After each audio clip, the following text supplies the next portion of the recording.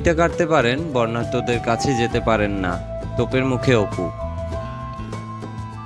দেশের বিভিন্ন অঞ্চলে বন্যা পরিস্থিতির চরম অবনতি হওয়ায় বর্ণাঢ্যদের সহযোগিতায় এগিয়ে আসছে বিভিন্ন শ্রেণী পেশার মানুষ,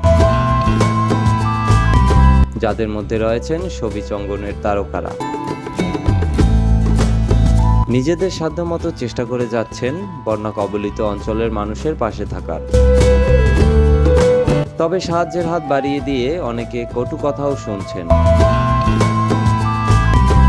বিশেষ করে যারা বিগত সময়ে আওয়ামী লীগ সরকারের বিভিন্ন কর্মকাণ্ডে অংশ নিয়েছেন, তাদের হয়ে কাজ করেছেন, সেসব তারকারা তোপের মুখে পড়েছেন।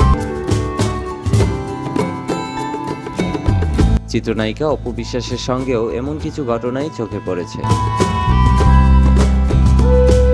যেখানে বর্ণাঢ্যদের সহযোগিতায় সাহায্যের হাত বাড়িয়ে দিয়েও কটু কথা শুনতে হয়েছে এই নায়িকাকে। সম্প্রতি ফেসবুকে এক ভিডিও পোস্ট করে অপু জানান, বর্ণাঢ্যদের আর্থিক সহযোগিতায় করছেন তিনি। এই নায়িকা জানান, দেশে আকস্মিক বন্যায় অসহায় হয়ে পড়া মানুষের জন্য আমার পক্ষ থেকে ছোট্ট একটু উপহার।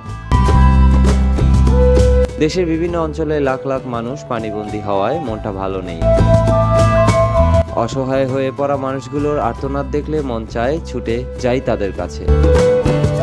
অসহায় বাচ্চাদের মায়াবী মুখগুলো দেখলে বুকটা ছটফট করে, কারণ আমার নিজেরও ছেলে আছে।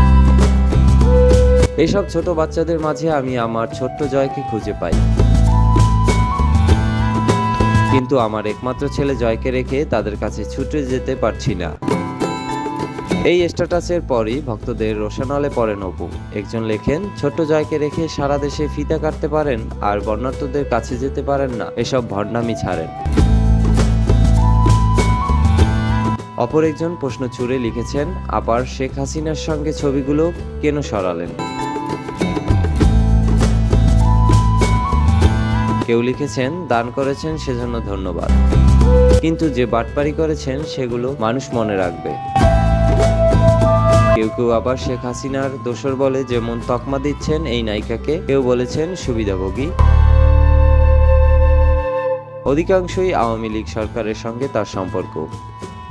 বিভিন্ন সময় দলটির হয়ে প্রচারণা, মনোনয়ন প্রত্যাশার প্রসঙ্গ টেনে এনেছেন। বিশেষ করে ছাত্রদের আন্দোলনে তার ভূমিকা নিয়েও প্রশ্ন তুলেছেন।